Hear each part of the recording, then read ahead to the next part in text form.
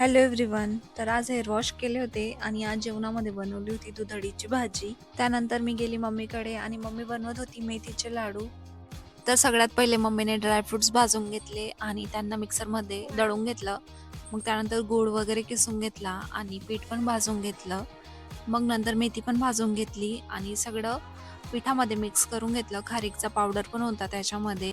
माझी मम्मी खरंच खूपच छान लाडू बनवते. ते थोडे पण कडू नाही लागत.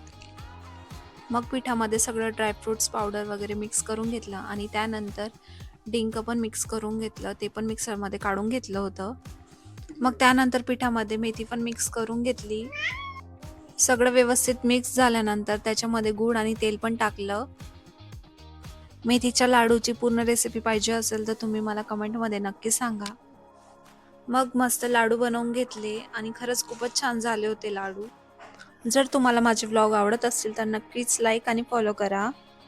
आणि रात्री त्यांनी त्यांच्या घरून मटणाची भाजी बनवून आणली होती आणि असा होता माझा आजचा दिवस. Thanks for watching. बाय.